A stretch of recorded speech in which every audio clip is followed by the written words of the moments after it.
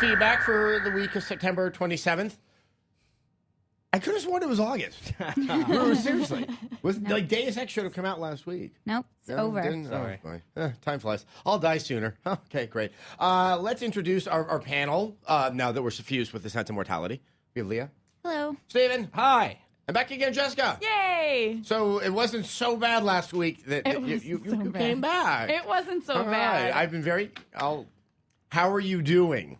I'm doing good. If you want another weird story, I just came back from the Korean bathhouse yesterday. Oh, I know which one you went to. Which one? It's really is it the one in K-Town? Yes. That was the dumbest conversation that just happened right Yes, there. it is. I know which one. Oh, the one in Koreatown. This is the place where they exfoliate between your toes. That's what I got. I got the scrub, and it is amazing.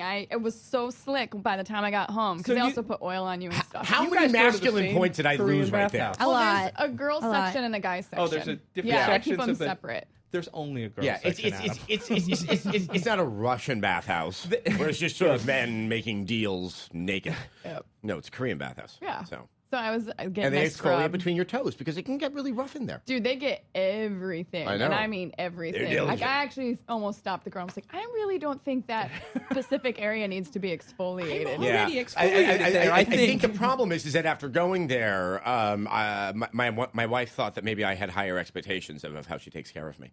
But yeah, but no, not for me. Okay, there's a really interesting article that was on the site, on the feed, about this thing called game transfer phenomena, where pretty much the logic that we know from video games, we sort of innately and unknowingly start to apply to other aspects of life. I know I do this all the time. I have a feeling, Leah, are you interacting with the world like, you know... I'm not saying that you're going to shoot lightning out of your fingers because you need to activate, the power source, but, I mean, like dodging red barrels if you can when you're crossing the street or something. I mean, I'm sure that I do some sort of things like that, but not as much as we talked about in the article on the feed. But I mean, like when you're driving, I mean, I think the one that everyone kind of knows is you play GTA and you got to go to an appointment and you hop in the car. And you can feel that weird urge to be about as irresponsible as you were in the game. I don't get that. Really? I don't get that. During GTA 4, when I would be crossing the street and I would see someone kind of pull up to the stoplight, that moment of I'll open up the door, haul them out, and get in the car. I shouldn't say this because this is like the argument that Jack Thompson's been making. Right. But it's momentary and I control it. I agree. Oh, sorry, go ahead. I just think that for me, it's... most of the games that I play are fantasy games, so I can't correlate that to real life a lot of the time. So that's why I don't make that judgment. Like the whole WoW. You don't think you organize problem solving with the way that you kind of do it? No. What are those fancy things you WoW kids do when a bunch of people get together? Raids. That's it. Raids. I think I've occasionally thought about hitting the stealth button and then realized, there isn't an actual stealth button. And I've also, when I see a building, when I was playing a lot of Assassin's Creed, I saw a building and immediately flashed on exactly how you'd climb it. Yeah. I mean, not that I could Same with climb anything, Crackdown. but Crackdown the same Both thing. those, like I look Could at I buildings reach that differently. ledge? And you make that Like I go there, I there, see that. there, and there. I see that. Exactly. I I see do that. that all Like the on time. UCLA campus, I've seen that. Like they have some really cool buildings you could climb. Yes. When I went there, I didn't climb any. You should have. I know. I just kind of just sat at the base of them with really bloodshot eyes. Anyway, back to you, Jessica. Oh, I was just going to say GTA is probably the only one I've had that happen to me with, just because the city itself was so kind of realistic looking and I was living in San Francisco at the time, so I would step outside. I didn't have an urge to steal any cars and drive, but I did sit there and think, God, I could totally just kill you right now so quickly. I'm like, oh, that'd be... The ones I remember is when I played Deus Ex and I would go into buildings, my eye would be drawn towards the security cameras. Like I started to go into rooms. I would do a quick scan. Oh, just I to get see. kind of a read of everything, which I think is a pretty practical thing. Totally. Not for the security cameras. They didn't walk under them so they wouldn't see me. But here's my favorite. This was after E3. I bet 4, maybe 5 years ago. The day after, this kind of sucked. I had a very close friend was getting married, and so I was with some friends. And it's out in Malibu. We didn't want to drive, so we hired a car, and we're going up the one. And I'm so tired from E3. And I'm looking out the window. I'm looking at the Pacific Ocean, and for a moment there, I said to myself, God, those are rendered really well. Looking at the waves. And I caught myself, and I realized, oh, no, hold on, this is that real life thing. I'm back in the real world where people hurt and I can cry. See, I think that's the scariest aspect of it. Not so much the thought process of I can climb that building or I can kill you or I can steal the car. It's when you start thinking that the area that you're living in is the false area. Right. And I think that's the most unnerving. I do think that we're a little bit more susceptible to it because in the course of our jobs, we will be playing games in a way that no reasonable human being would actually play them. Right. Most people play until they don't feel like playing, and then they stop and they do something else. And we have to go past that point. Right. It's like marching in the Marines. It's like you're going to just keep doing it until you're done. There is and this is, I'm in no way complaining, but there is a sort of a unique kind of depressingness to playing a game when you don't feel like playing a game. When you have to. Like there's a feeling that's not like anything else. That was day 5 of Dragon Age 2 for me, where it was just like, I really miss my wife, and I just wanted to Just watch some end Law and already. Order and sip some tea. And I couldn't. But then, a lot of people are loading boxes onto pallets when they don't feel like it. I so know. we should I not know. complain. So like I said, I don't even want to say that's a first world problem. It's just not a problem. Yeah. Not okay. a world problem. Speaking of news. Yes, big I would news. say maybe Thursday, Friday? I'm like, God, nothing's happening in the world of gamings.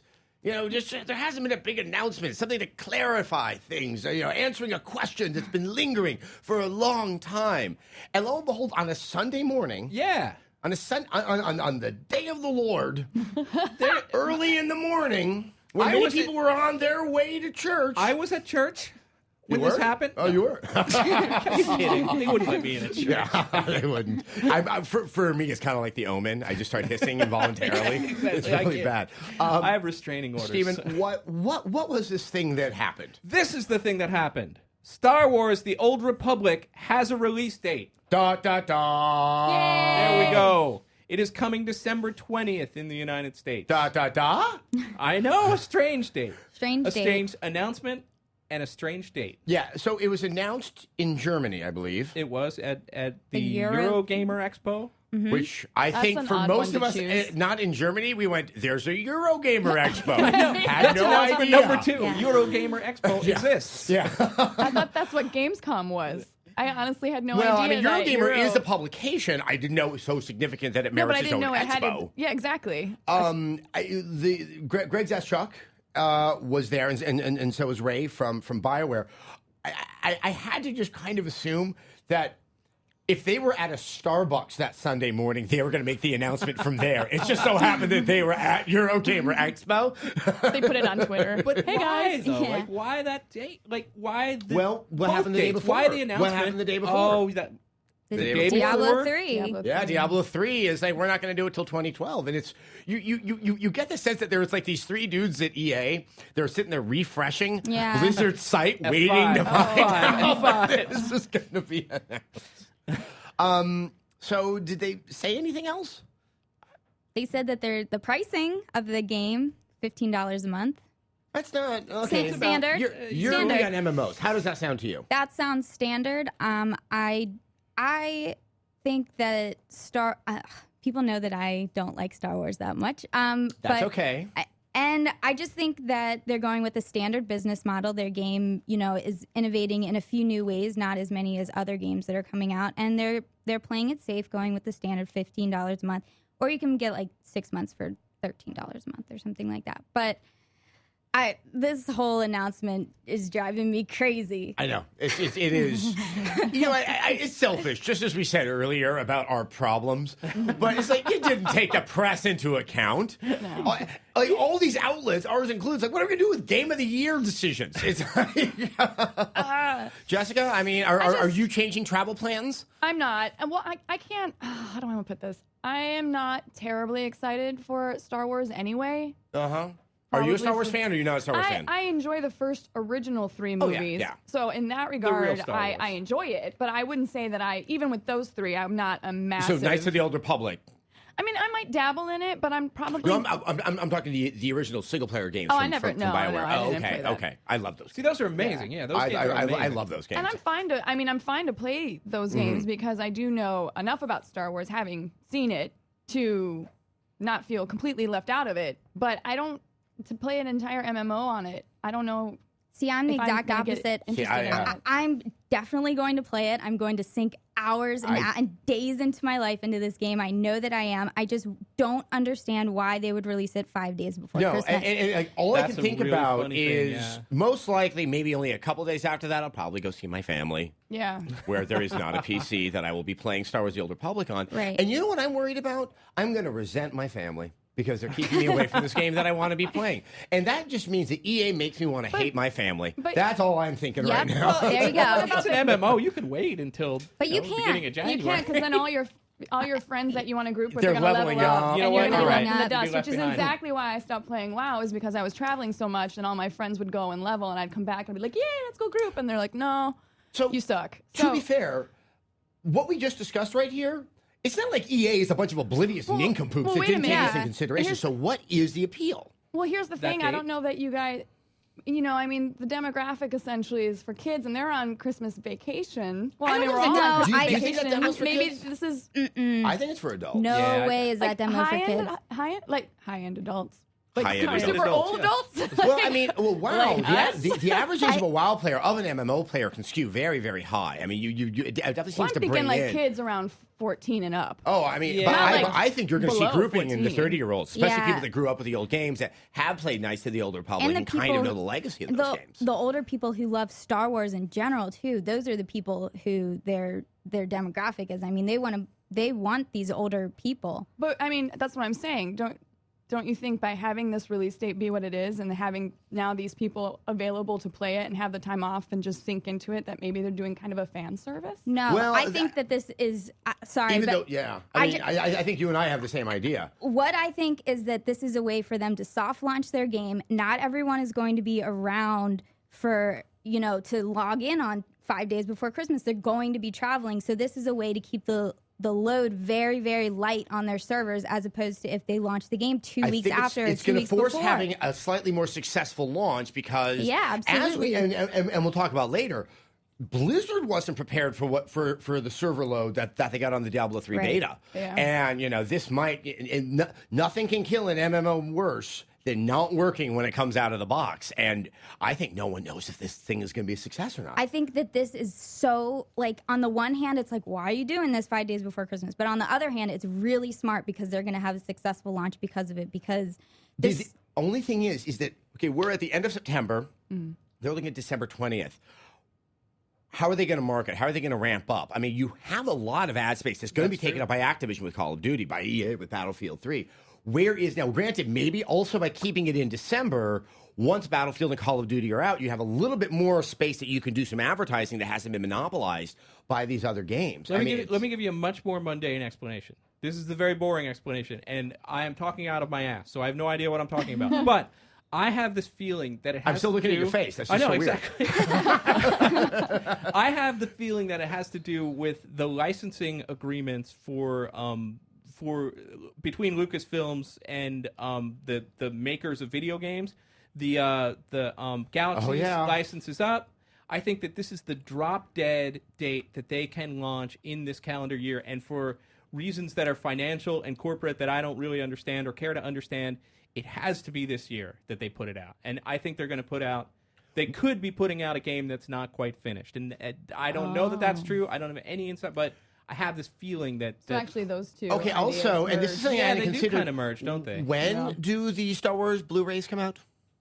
Or are they out? They already did. soon. They already are out? Yeah. Yeah, okay, so obviously they missed that synergy, but once again, you're not dealing with exactly the same I wonder if there time was frame. a plan at some point to put this out with those Blu-rays. I mean, as like a it's I'm sure synergistic- it's a somebody big from- deal. Yeah. I mean, the people who want your high def Star Wars movies are most likely also, Yeah. the people that want to be playing this game. Yeah. So, I mean, why they're doing it, I don't know.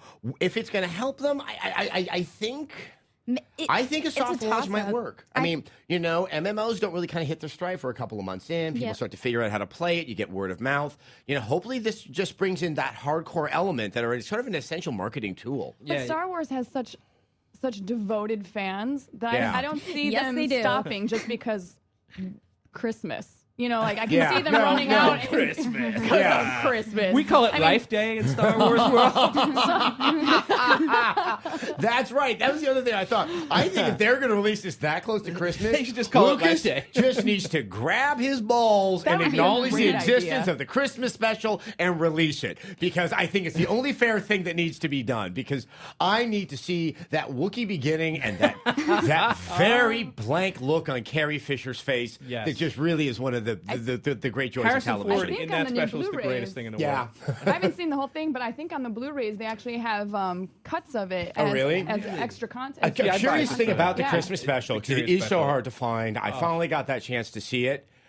It is so bad that once can't the believe novelty it. wears off, Wait a it's minute. unwatchable. It How is really it hard for you is. to find? It's like it's on YouTube.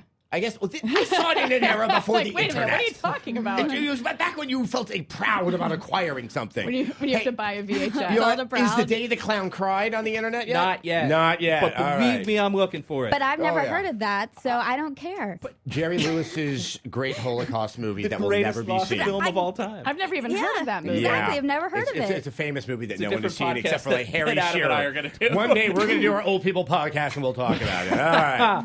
One of our readers had a really good question though, about this about the Old Republic, which was this is from Muppet Pastor, who says, Star Wars: The Old Republic has been announced for a December release. Thinking back to some of the rocky launches of other MMOs, what does the Old Republic need to do to survive the pitfalls that have plagued other online RPGs?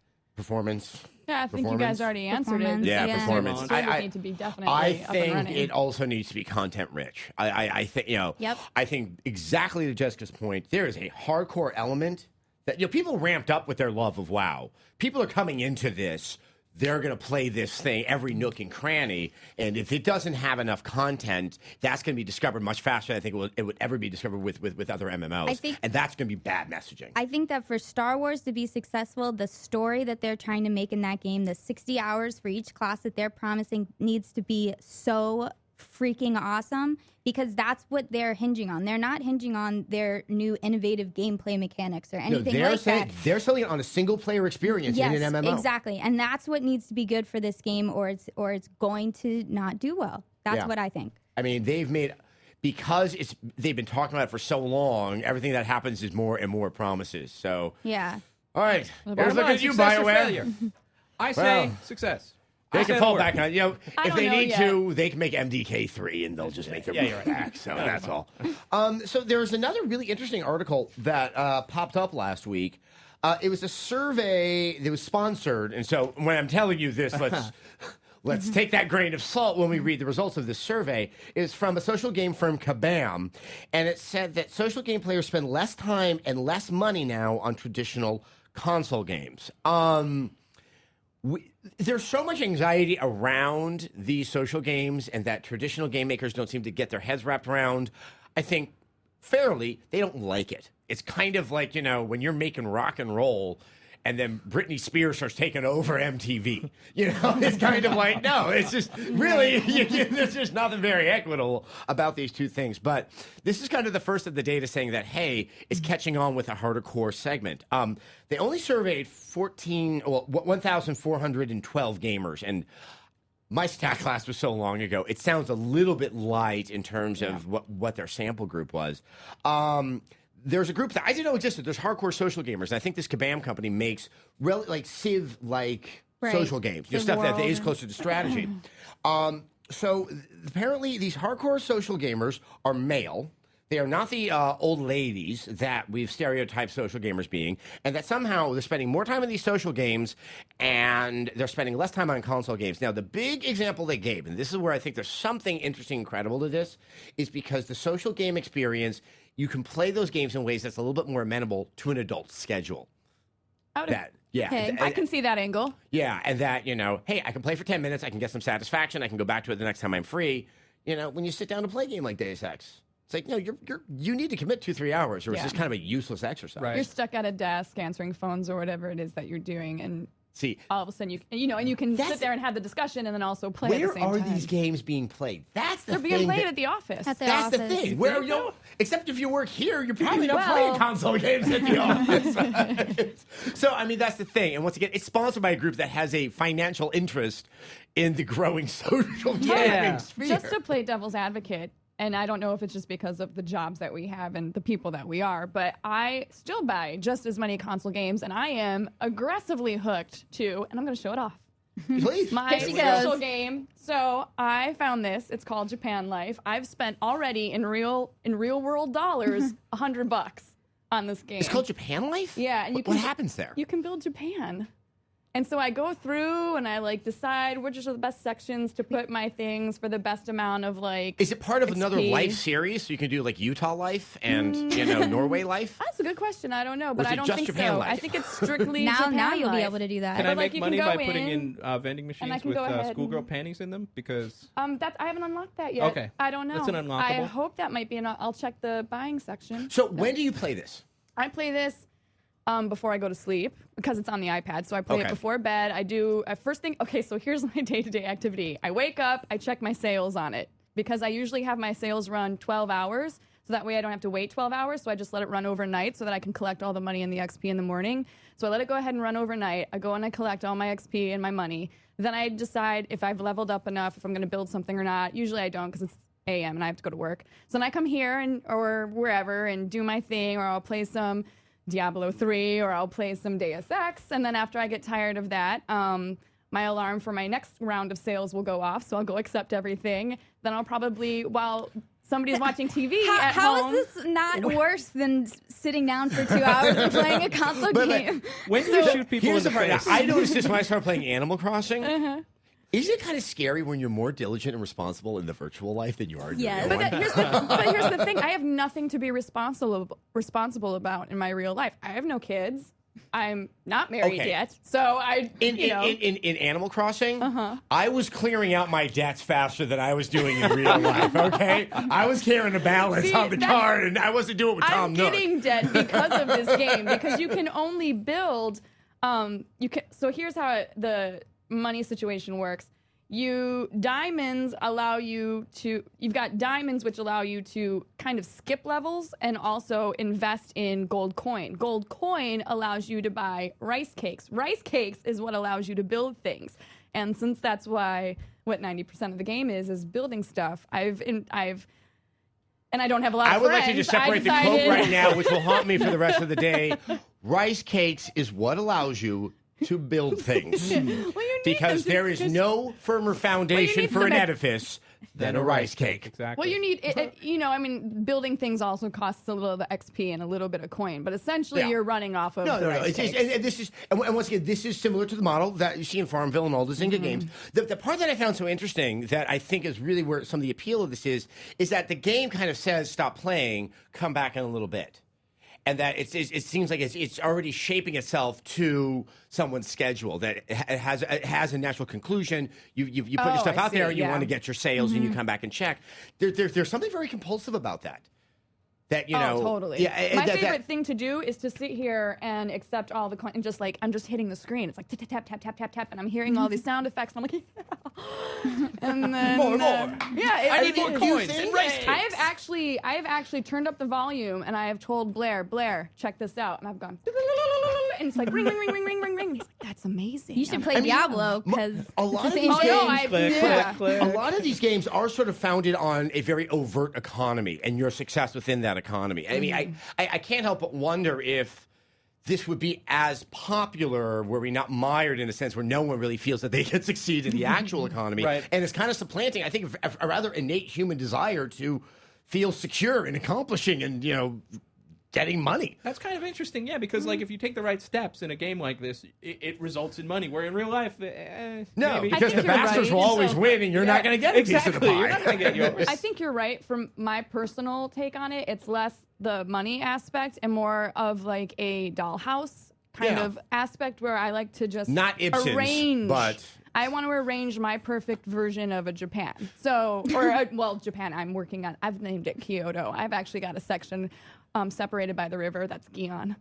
I know. I just thought, what if we did a small really drama proud of it. where Blair was really into social games, but he wasn't actually doing very well, and in the middle of the night, Jessica quickly kind of fixed all the financing and stuff like that, and causing him a great deal of masculine. Like shoe gnomes. It's an Ibsen joke. It's really okay. We're moving on. But if anybody wants to play, hit me up on Japan Life. I think my Japan Life ID is 9NY. I think. Okay. I'll have to double check because I need more friends because I need more people. Otherwise, And I trust can't get me, this one building. You got him now. Awesome. Okay. So Jessica, PS3 not always getting the love. No. 360s always seems to be getting the love with like, hey, here's an exclusive this, an exclusive that. Oh, look. Yeah. Look, we're going to put a crown on your 360. And the PS3, it's like, well, he can have some water and some toast. Solid gold. But Sony seems to be doing a little bit better on the exclusive front. Yeah, they've gotten a few announcements, mainly Assassin's Creed Revelations, Battlefield 3. Mostly DLCs are going to come to that first. So that's nice. Battlefield 3 kind of makes a lot of sense because for the past few years, whenever you go to a Call of Duty event, like you can kind of see Microsoft's lips planted on Activision's ass. They're pretty simpatico. Well, it's really interesting because you haven't seen a lot of DLCs given to Sony first. Usually they go to the 360. Yeah, so that's interesting that all of a sudden notorious. out of the blue, why is this happening? It's just a little odd. Another one, Street Fighter versus Tekken. This would actually make me buy the game. It's Toro and Kuro are exclusive characters for the PlayStation version or PS3 version. So to me, because I like Toro and Kuro, which I don't know if you guys know who they are. I'm pretending like I know, me so as too. not to look like an idiot. Oh, okay. Well, I don't know where they originally come from. I'm sure it's some sort of business over in Japan, but they're a black and white cat. I know which that ones makes you're all talking the about. funny faces. You see them in the UFO machines when you go over there, and there's I didn't know they collectibles had on them names. and I thought stuff. it was black cat, It's white kind cat. of it's kind of like a version of Domo-kun, but it's a cat. Right. So anyway, they're coming out to Street Fighter and Tekken and. Which that doesn't really surprise me too much because you see a lot of fighting games that kind of have exclusive characters. So to me, that's like, all right. Yeah, I think the only issue, though, I think visually this is going to be quite something to look at. That exclusive characters, like exclusive weapons, they're terrible.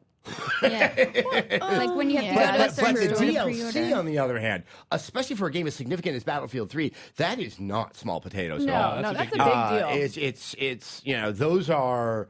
I mean, what Fallout did for itself, by only having that DLC for so long on the 360 was pretty brutalizing. But it's only a week. Yeah, exactly. That's what I was just about to say. It's only a week, whereas before all the Call of Duty things on the it's only Xbox a were like Yeah. a month or like a month and a half. But this is just a week of Oh, that's not that exclusivity, so bad. it's not as Yeah, what it gives is crazy. it allows Sony to just put that word exclusive in small print Exactly. for a week. So do you think that this is just a way for companies to kind of pet the head of Sony and be like, we haven't forgotten about I think for you? Battlefield, it's because, like I said, just really, Microsoft and Activision are so in bed over Call of Duty. Yeah. I mean, it's always the first demo that you've been seeing lately at the Microsoft Right. press conference. This is their way to find at least a platform that's going to give them, probably some cross marketing and I something wonder like that. if these companies drive like truckloads of money up to Sony, or Sony drives truckloads of money to them to give them the exclusive. I don't know. I don't know, the but I economics think of what that you're going to works. get is you're going to start to see PS3 ads using Battlefield. So Yeah. if you get Right. cross marketing, Yeah. what I would assume is that the bill is being footed by Sony, Right. and so that EA is trying to get word out because wow, With the week, obviously the week's not that bad, but if you were to extend it, do you guys think that you would go ahead and pick one platform over the other? Yeah. To I play it would. first? okay no, I think for a week no, but Yeah, for a week, no. If I really say the Fallout situation, I would be getting the one that's going to get the DLC. Or if you play there's the just no game question. competitively, you want to be doing that new stuff first. You want to be getting your hands on as much as you can. You don't want to be waiting a week or even a month in those cases. So, But does it become a moot point because you're not going to get cross-platform competition? No. Yeah. it depends. Yeah, There is a certain I got it first kind of I know. I mean, Joy. there is that part of me that's like, what this is appealing to is that kind of innate fanboy, which if they just closed their eyes and took a deep breath, they realize how stupid it is. Yeah. But Yeah. you're absolutely right. It's it's like the same thing. Waiting for a midnight launch under the impression that somehow they're going to run out of copies of Gears of War. I mean, I know there are some people that will play until 5 o'clock in the morning. Me, I like to take a nap. Yeah, see, I'd go to the Well, midnight launch I and then would pick it go- up and go to sleep. Yeah, I know. I would go to a midnight launch for an MMO or an MMO expansion because that way I can let all the updates and everything run overnight, and then when I wake up, I can go ahead and play. That See, makes I sense. just wait for the updates to finish and then play until. I think you stay up till like 5. You're like, oh, gee, I'm gonna do this. And then the True, server that's happened crashes. several The times. server crashes. You're like, God damn it. Once the game's already kind of out and they're doing the updates, I just play it when I feel like playing it. I'm just fancy pants that way. Well, aren't you cool, Adam? Yeah, exactly. Adam Sessler. Leah, Cool. give us some rundowns because I always when I think of betas, I think of you, Leah, and I don't know why. It's not like I think that you're only half finished. I think you are fully composed. Oh, thanks. But with that in mind, what are some betas that are coming up? Some betas that are coming up are And don't mention that one that we're about to talk about. That's already out there. Yeah. Well, I mean, all that we have left really this year is the Counter-Strike Global Offensive demo. I mean, there was a League of Legends demo or beta last week. And that's already out. But that came out earlier this week. So, I mean, we don't have that many more betas coming out. Battlefield's having. Oh yeah, Battlefield has one this weekend. Yeah. Now, when does the game come out? October 25th. Seems a little bit late in the game to be doing your beta. Yeah, exactly. That's So, why maybe we need to call that a demo. Exactly. That's what I was kind of alluding to, was that it's not a beta that's coming out. It's a demo that's coming out. How much can they really fix and how much information can they really get from letting not everyone in and then having not even a month to work on it? I don't fully understand the back end thing, but it's just like, oh no, our servers, they don't work or we don't have enough. How quickly can you fix that problem? Fast-ish? Hopefully Sony will front that build. Yeah. I mean, look, and once again, I think maybe we'll talk about this more in the weeks to come. These really, truly juvenile antics coming out of EA surrounding Battlefield 3, where like Riccatello, anybody who can take a pot shot at Call of Duty is doing it in these overt ways. I mean, look. If you suddenly make Bobby Kotick seem restrained and responsible and adult, something's gotten a little bit out of hand. They really are like they're really trying to play up a battle, but they're the only people swinging. Like you don't see answers on these kinds of things. Yeah. For I know. yourself. So why would they answer? You know? It's like the San Francisco LA rivalry. It's actually kind of one-sided. I grew up in San Francisco, but it's not like I'm sitting here going, those damn San Francisco people with their highfalutin stuff. That's me. I say that because I say had it. to live there. Well, Remember, I know. for 3 years I was miserable. Yeah. I think it's hilarious. I love going above and beyond the call. I think that's so No, funny. obviously they did that. So that's why I'm inclined to say as well that Battlefield 3 is just get that mind share going. You call it a beta, I guess, but we're going to get into that nomenclature. Dota 2, is that getting a beta? It is getting a beta. I didn't get a key yet. So I haven't. Oh, so it just ceases to exist, Leah. No.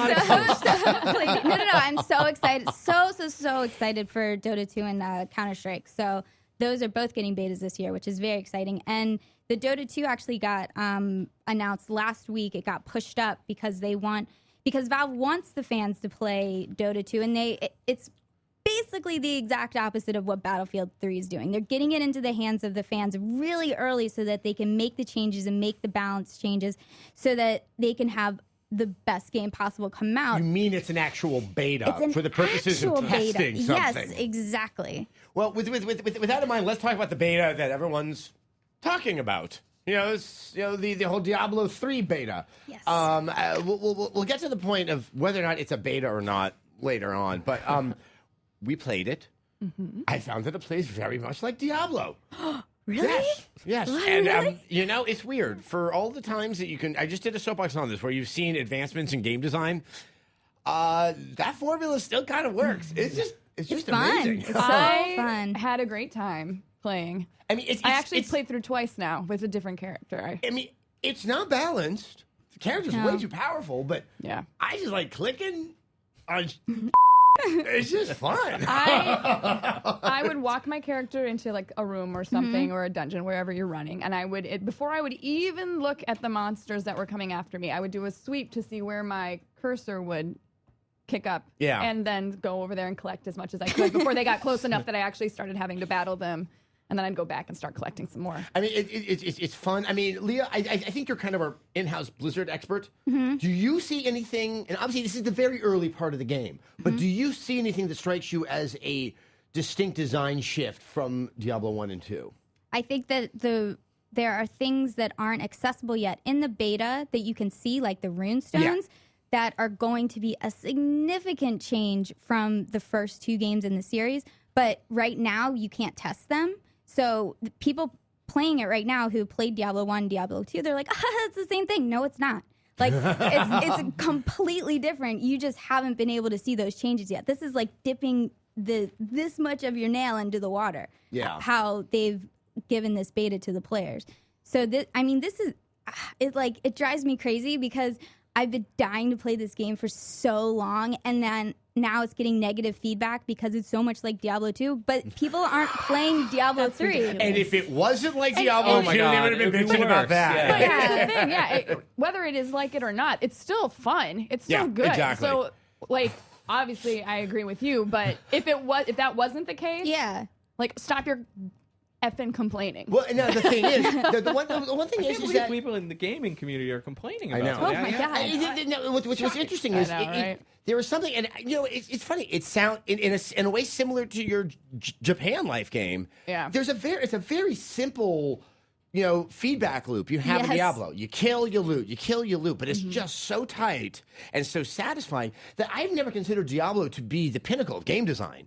It's never a game franchise I ever expect to win Game of the Year or get lauded like that. But it's one that I cannot help but play and look forward to playing and kind of plan events around. And just in that small little taste, it just highlighted just that absolutely brilliant, addictive just game mechanic. But don't you start feeling like the rat with the food pellet? No, I don't know. I didn't think that it was completely But without. that's what I love about Diablo. I haven't played it, so I'm just asking you guys. I felt that it wasn't completely without some strategy in the sense that there was a couple of I guess you would call them bosses. They weren't really bosses, but high level, like with the big fat things that had the snakies in them. Exactly, that's exactly what I was thinking about. I love those But you'd get like 3 or 4 on you at once, and then you've got a crowd of other horde coming at you, and you're like, okay, I actually have to think this through with my spells and how I'm doing, in order to survive it. And so I don't.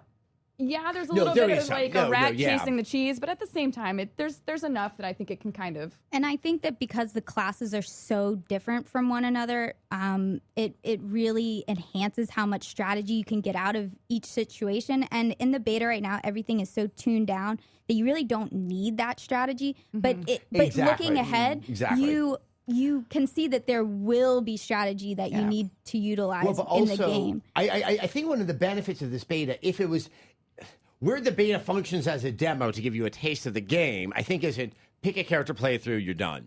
Playing those various classes to see how varied they are, I think is probably the thing that best demonstrates what the game has to offer. And the one thing we haven't talked about is being able to swap out your various skills. Right. Is really a lot of fun. And it's once again, it's like the game actually offers more experimentation earlier on than previous Diablo games. I just think, once again, when the last time we played them was 11 years ago, we're not as actually cognizant of what's happening there. No, I loved the way that they handled the skills. I also really liked how you could forge your own stuff. I love that the crafting system early on. What did you make? Well, by the time I figured out that was even an option, because I was just playing, I had already gotten so oh. far in the game that I had some really amazing weaponry that I wasn't going to switch out.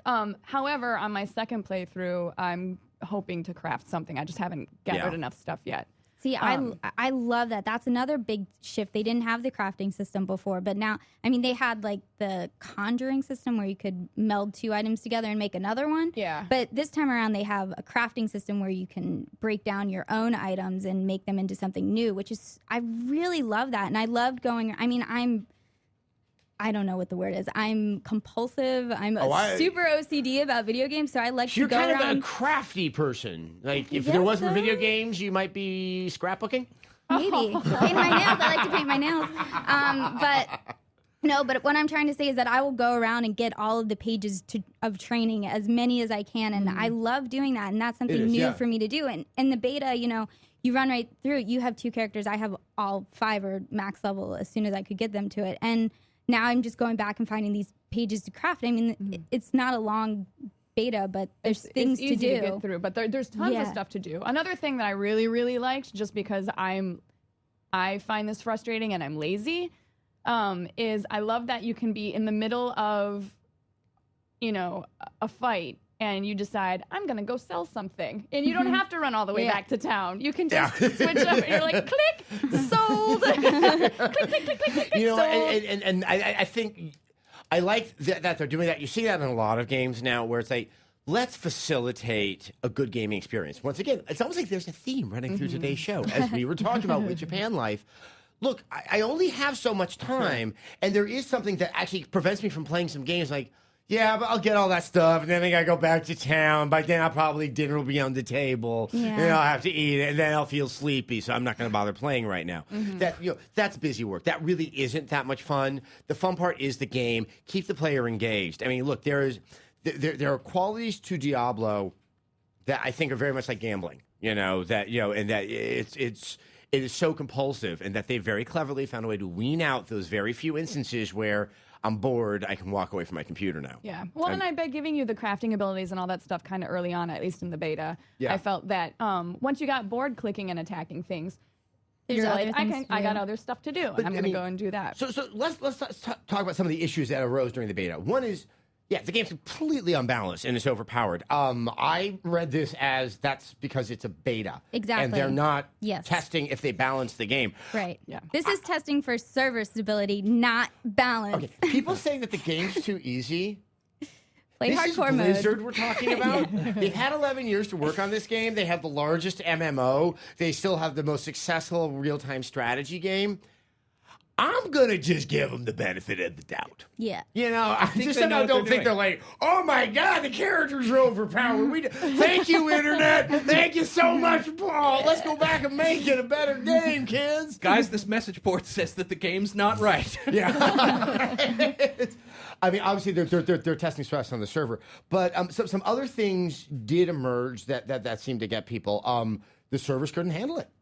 Well, they apparently needed to have this beta. I didn't have a single problem with my server. Early on, it went down within 24 hours. Yeah, I definitely, it got laggy for me. And before when they were saying that you have to be online all the time to play Diablo, I was like, whatever, I'm always online. But now, when it comes to this, it's like, well, you can't pause your game. Yeah. You can't, if you're playing a hardcore character, if you die, you're dead. Your character's gone. If the server lags out and you're playing a hardcore character, that effing sucks. I don't know how they're going to deal with that. I don't know what they're going to do to... Granted, they're probably going to have more servers. Hopefully, you won't lag out. They're not pausing. Well, that screwed me because I tried to AFK, fake AFK by just pulling up the menu system and running to go to the bathroom, and then I got some food and did some other things, and I came back and it had automatically logged me out. I like having coffee with my games. Coffee is a diuretic. Sure. I was about to, congratulations. I didn't know where we were going with that one. I mean, that's actually... It's bad. I mean, we were just talking about how nice it is that they're helping facilitate with you don't have to go back to town to sell all your loot. Yeah. Sometimes you have to pause the game for reasons that you don't have control over. Yeah, but won't there be places in the game where you could just hang out as long as you want and you're safe? There's always a town that you can portal to or something, but still, it's just... That's like pause. Yeah, but that's what I was saying. That's what I thought, and so that's kind of what I did. And I came back and I was completely logged out. I was back into the main. Oh, screen. I see what you're saying. I wasn't just you can't. Okay. I wasn't in the game at all. I was out completely. So that's what's kind of screwed me on that. And people are wondering what if you get an item and then the server crashes? The items go to safe server side, so that's not even an issue. So I mean, once again, look. My usual response to stuff like that is it happens. Yeah. It's just it's an imperfect world where we're dealing with technology. Technology isn't reliable. Ha! Except by adding in the action house and creating this ostensible value on all of these items, it does make it a little bit different. I still think it happens, But when there's money involved, the impact that it now might have to a player is something that they can claim in their own head as being somewhat financial. God, I'm going to be so broke. I'm going to be so... If I spend $100 on Japan Life, do you know what I'm going to spend in Diablo? See, this Thousands. is why Blizzard is doing it. Damn you! I don't know if I spent $100 on life. Like maybe like just like, you know what? I need some new socks. But that's like $20. And now my feet don't stink as much. God, that was depressing. Yeah, I know. Really, I want to kill myself now. Jesus. So, I think the final thing I want to discuss here, we were talking about betas earlier, but on Diablo 3 is what is happening with this misuse of the semantics of demo versus beta? Because we were just talking about how EA's releasing something that sounds a lot more like a demo than it is a beta, and here are people that are treating a beta like it's a demo and demands of how the game is actually going to play. How I feel is that people love being part of the exclusive. Like, I'm part of this beta, I'm awesome, and you're not part of the beta, you're not awesome. Whereas with the demo, everyone gets it. So I think that they're playing up the exclusivity of these things, and that's... No, you're absolutely right. I think that's it. I mean, all right, let's screw that talk. Let's have a chat for 5 minutes about how freaking pathetic human nature is. Because it is really, it's just... Yeah, if that's your this is something distinction. that is pervasive. Not, it seems for me to be worse in the gaming sphere, or at least in the nerd sphere. Back in the 80s, what was the most popular jacket? Members only. Members only. Yeah, okay? see? There were sweatshirts I remember getting that were like Super Club, Pretty People 14. It made no sense. Yeah. But once again, it was gibberish that just kind of denoted I'm part of something. There's just something. Do you ever go to those clubs that are like super exclusive and you get like it's hard to get in Like the front Plato's door? Retreat? And then no, I'm talking about like clubs and then it's hard to get in the front door. Because there's a big line out front. But you get in the front door and you get in there and then there's like a VIP area that's hard to get in there. And if you get in there, sometimes there's a really VIP. I have a feeling that if you went up like 5 or 6 levels, like Inception, there'd be like one chair that Jack Nicholson would be sitting in. It's like in the Kids in the Hall movie Brain Candy. It was like, no, this God, I is the love that movie. real after party. Yeah, exactly. Hey, Scratch Chris. It's funny, but I've gone to, unfortunately, a few of those parties because, you know, in the gaming world, we often throw something along those lines. And I'm stuck in the VIP area. And I literally say I'm stuck because I'm looking out at everybody else having a good time in the nice area. And I keep trying to leave. And I'm told, no, Jess. You got to stay here. I'm like, VIP. no, I don't want to stay You're very here. important. Actually, Jessica, I want to go get something from to be the bar. perfectly honest, I've been to so many of these game parties, I'm almost always stuck in the P area because they're like, yeah, person you area. ain't VI today. If you are, it's like Schwarzkowski. It ain't P. You're very important. I don't know. As marketing puts you in these sections because they want, because it's a marketing ploy. Right. And unfortunately, me being a person, I don't want to be part of a marketing ploy. So I want to go ahead and have my drink and have my party What on. is it like with the pretty people, Jessica? What are you talking about, Adam? You're just as pretty. I'm just going to slink over here. Oh, I'm going to go get my toes exfoliated. Having no experience with any of this, I'm going to be quiet. But I mean, Leah, I'm just glad you brought that up because, I mean, look, free T-shirts, you can only get at a certain thing. Look, it's an action figure. It's just you're so exclusive in front of something. Yeah, and it just seems to whip people up into a frenzy because you just don't want to be on the outside. Yeah. Well, see, It's like just- it T-shirts is and cruel. stuff, though, is kind of awesome because those are kind of collectibles. So I can see that being somewhat justified. But just if you didn't have that and it was strictly between like demo and beta, I'm wondering if maybe, and this isn't to get anybody mad at me, but I'm wondering if it's because it's so aggressive in nerd culture. Yeah. These are the kids that were picked on in high school, and they can finally be a part of something special and pick on everybody else. But isn't I don't have any instinct toward that myself. Like, Well, that's because you're a nice guy, well, I and you're well guess. adjusted. This is your I don't- only second appearance on Feedback, Jessica. We will Yeah, I disabuse know. you of that notion. I just got called well-adjusted, which might be a first in my life. You are my favorite, Jessica. It's like saying an Edsel is well tuned. And then I got called an Edsel. No, but I think you're right. I mean, I think that people want to comment. It allows you to be a little bit bigger than something else, and of course, it's anonymous. You know what? It's a discussion for another time. I want to get to our question of the week because I would like to point out, Dreadnought, we're reading yours. I love this question. This is one of the most interesting questions because it isn't about, is everything going digital? Or When is do you Kingdom think Hearts there's too 3 much coming out? unnecessary multiplayer in games? This is a good one. He writes, having listened to feedback for a couple of years now, I've noticed that the majority of the G4 staff really admit to rarely playing multiplayer. That may not be true. I'll address that in a second.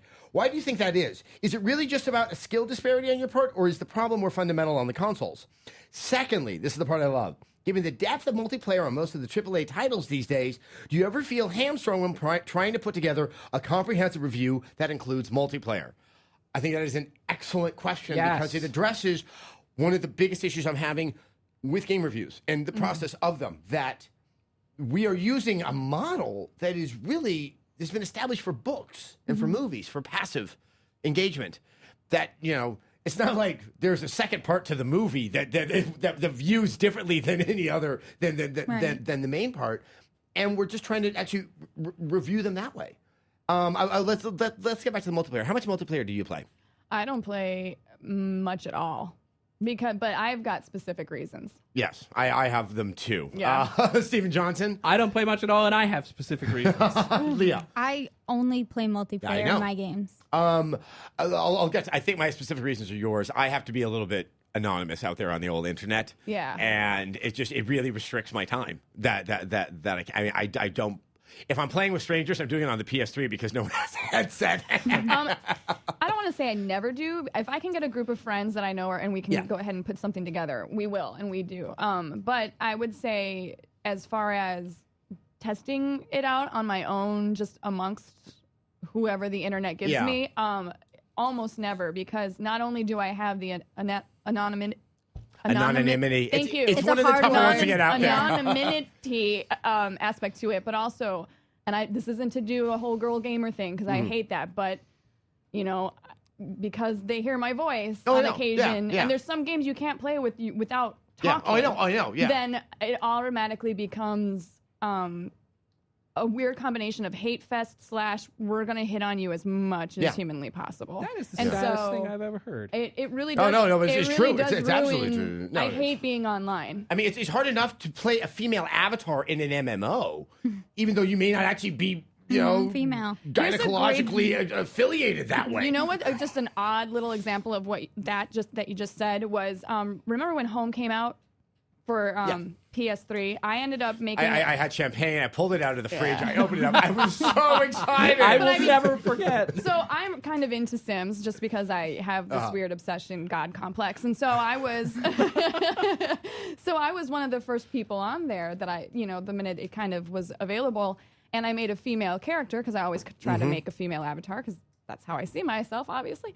And within seconds of just having my avatar show up in this particular room that I had visited, I had first of all, I was the only girl in the entire room.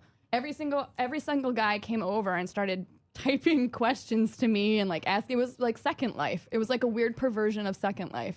Yeah. You know, without any of the Second Life is its own weird without perversion. any of the animated dildos or anything. I was like, this is not even fun. And Second Life without animated dildos? No. Sheesh, what's the point? Forget it. Well, I mean, the other is, and I think this is a problem that I know actually quite a few of my colleagues have. A lot of the big multiplayer games come out this time of year, and the thing is, once I play the game, I'm moving on to the next game. That a lot of multiplayer kind of is predicated on the idea that you're going to have a long-standing relationship with this game to level up, to prestige, and to just get better at the game. Right. Some of us are actually kind of obliged to be jack of all trades and master of none. It's actually the first world problem downside of working covering the games industry. So I think that's what gets to that. But I want to go back to what happens with reviews. Leah, you are our resident MMO lover. It's another tough one. When do you think you've played an MMO or an MMO has come into its own that you really are comfortable wanting to give that game an actual judgment, fix a score onto it? I reviewed World of Warcraft Cataclysm for G4, and I played that game until I got up to the max level of the expansion. So I did. Now that's an expansion. So let's just. I think I'm about to talk in a hypothetical here, gotcha. where it's actually brand new. Well, let's say Star Wars, for example. Yeah. I again would probably want to get to max level before I started reviewing that game. But that's only on one character. And then you have all those other characters. It's true, but I mean, that's true. No, I mean, it's a hard thing to do. I mean, what I can't tell you right off the top of my head because I'd have to see the list of features that are available in the game, and I'd have to see what I'd want to cover and what is the most important part of it. I mean, it's really hard with an MMO. Well, but also, I mean, I'm hoping that I'll be reviewing Skyrim because I'm just fascinated by that game franchise. But okay, one of the biggest issues that manifested in Elder Scrolls 4 is if you were a thief class and you were doing sneak, about level 30. You couldn't play anymore because the way that you engaged in combat was behind people's backs. And even though you leveled up, so did the enemies. And that tactic wouldn't work anymore. And you may not have increased more kind of broad-based melee skills. That's a very specific and very critical flaw with the game that you would have to play multiple classes and play them really deep in to be able to discover that. You would have to spend hundreds of hours if you happen to pick You know, when Abby Happy was here, she is, to her credit, I think a savant when it comes to multiplayer games. And that her ability to look at something and then deconstruct it right there is something that I think is very unique and quite rarefied. And it made me aware of just how delicately balanced a lot of these multiplayer games are. And once again, those issues in it wouldn't necessarily manifest, be it good or bad, until people had more time with the game and it's out there with the general public. That games are just an entirely different type of entertainment. And I think that with the game like StarCraft 2, for us, it's more about the multiplayer, but we more reviewed it on the single-player campaign. And I don't know if that was the right decision. Well, no, and that's the thing is, I think there's been many occasions where I've been left with an uncertain feeling, like, because you don't know what's going to happen once the game is out there, and you're just kind of taking this blind faith. And for the record, for like G4 reviews of games that are super heavy in the multiplayer, I know we try to. We have reviewers that are definitely very well versed in multiplayer. To the credit, I know there's been some hey, is that questionable? Some of the events that are held for say like Call of Duty.